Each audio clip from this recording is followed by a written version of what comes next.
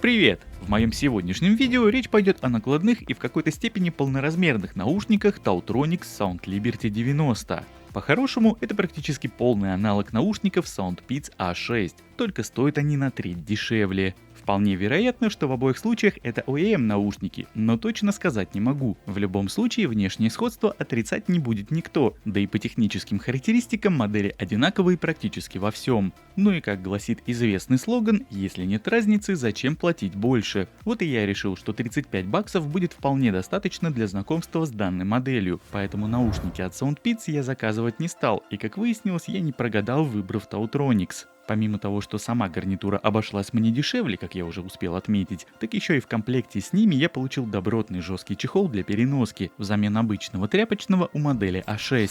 Внутри защитного кофра в отдельном сетчатом кармане положили провод для зарядки с интерфейсом Type-C и кабель AUX для проводного подключения наушников. Сама гарнитура укладывается внутри в сложенном состоянии, что здорово экономит место в рюкзаке или сумке. Все элементы складного механизма наушников очень подвижны и в местах соединений не скрипят. Признаться честно, я был приятно удивлен качеством сборки, а в особенности использованием довольно неплохих материалов в конструкции устройства. Вживую наушники выглядят намного лучше, нежели кажутся на картинках. Внешние корпуса чаш изготовлены из металла, а все остальное из матового черного пластика. Логотипы нанесены отшлифовкой, а не просто нарисованы краской. Регулировочные дуги в оголовье также металлические и выдвигаются на 25 мм с каждой из сторон. Амбушюры хоть и очень мягкие, но как такового эффекта памяти в них я не увидел. По моим ощущениям, они отделаны кожей молодого дракона, ровно как и вставка на внутренней части оголовья. Не могу сказать, что меня это как-то сильно расстроило, учитывая стоимость наушников, но при долгой носке, особенно в теплую погоду, немного попотеть ушам все же придется. И тем не менее, ожидал я все равно худшего, так что по этой части однозначно гарнитура зачетная. Тем более, что и весят наушники не так уж и много, особенно на фоне недавних полноразмерок KZ-T10.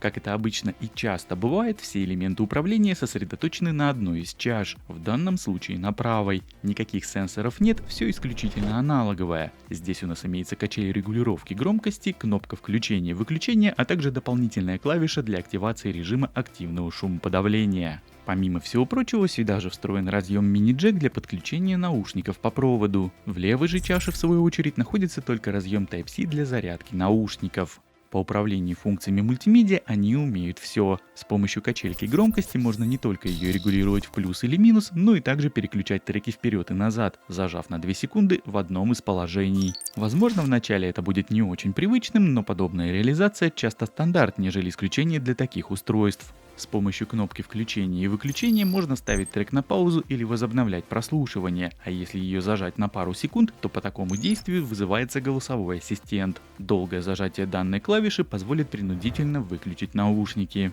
Все имеющиеся кнопки нажимаются мягко, без щелчков, что обеспечивает довольно комфортное использование наушников, когда они надеты на голову. То же самое касается и клавиши ANC. При ее активации загорается встроенный в нее светодиод, а из динамиков на английском происходит оповещение женским голосом. В наушниках нет режима прозрачности, а есть только активное шумоподавление на уровне в 30 дБ.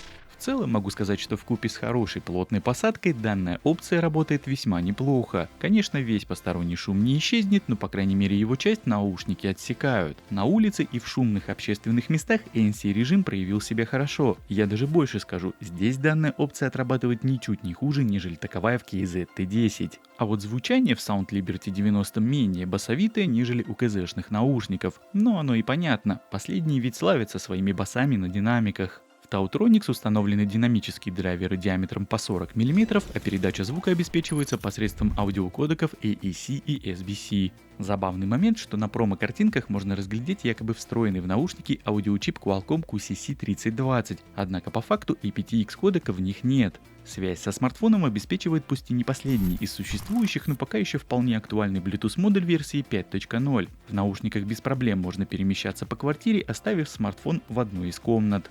Лично в моем случае в панельном доме пару стен и балконную дверь сигнал преодолевает спокойно.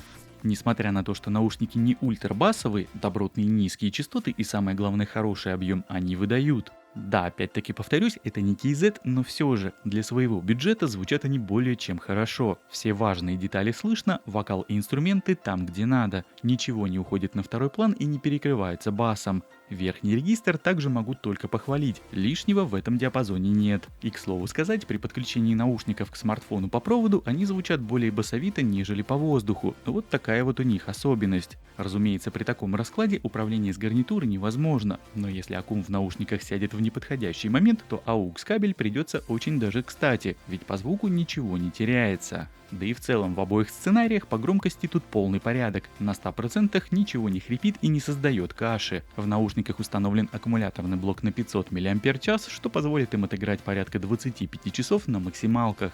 Плюсом ко всему, учитывая бюджет, сюда установили и функцию быстрой зарядки. 5 минут подключения к сети позволит отслушать минимум еще час дополнительной музыки. Да и сам процесс полного пополнения энергии не такой уж и долгий и составляет всего 45 минут. К сожалению, сюда не положили рабочий игровой режим, но есть ощущение, что для подобных устройств в принципе такое встречается редко. Тем не менее, лично я во время игрового процесса особого дискомфорта в популярных шутерах PUBG Mobile и Call of Duty Mobile не испытывал. Да, разумеется, задержка есть, но в адекватных пределах. Мой интервал по замерам получился в районе 240-320 миллисекунд. Если же говорить про YouTube, то на ПК, планшете и смартфоне полет просто отличный. Отставание звука от видео я на слух не заметил. Ну и последним разделом данного обзора будет, как обычно, тест встроенного в наушники микрофона. Ну что же, проверяем работу микрофонов в наушниках Tautronix Sound Liberty 90. Таким образом, они работают на улице. Здесь у меня довольно шумная локация, мира. Внизу дорога есть, наверху дорога. Плюс вот сейчас я повернулся, мне в лицо будет задувать небольшой ветерочек, и можно послушать работу шумодава в этих наушниках, как они отрабатывают и справляются с такой вот нагрузочкой. Нагрузка небольшая, ветер не сильный, но при всем при этом прикинуть, как отрабатывают микрофоны в этих наушниках, можно. Ну а вот еще один небольшой тест работы микрофонов в наушниках Sound Liberty 90 от компании Tautronix.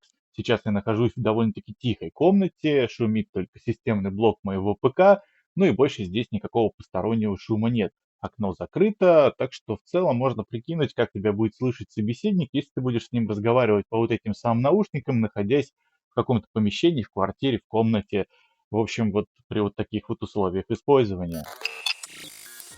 Ну и подводя сегодня некий итог по данным наушникам, могу сказать одно. Они мне однозначно понравились. При стоимости в плюс-минус $35 даже и предъявить им особо нечего. Сборка хорошая, сидят удобно, раскладываются быстро и, что самое важное, звучат при этом просто отлично. Да и признаться, встроенный микрофон меня тоже удивил. Вот чего-чего, а по данной дисциплине я ничего хорошего точно не ожидал. Однако, как выяснилось, с этим в наушниках также полный порядок. Конечно, мало кто будет использовать подобный форм-фактор в качестве гарнитуры для телефонных разговоров, хотя опять-таки, возможно, я ошибаюсь. В любом случае, в помещении и на улице поговорить по ним вполне возможно. Единственное, наверное, о чем я жалею, так это о том, что не купил их раньше. Я давно на них посматривал, и в корзине они долго пролежали, но приехали они только тогда, когда рублевая цена стала не такой уж привлекательной, хотя в долларах ничего не поменялось. Очень надеюсь, что в ближайшее время история с курсом хоть как-то стабилизируется. Ну а пока, вроде бы все, что хотел по этим наушникам, я рассказал. Спасибо тебе за просмотр и до встречи в следующем моем видео. Пока-пока.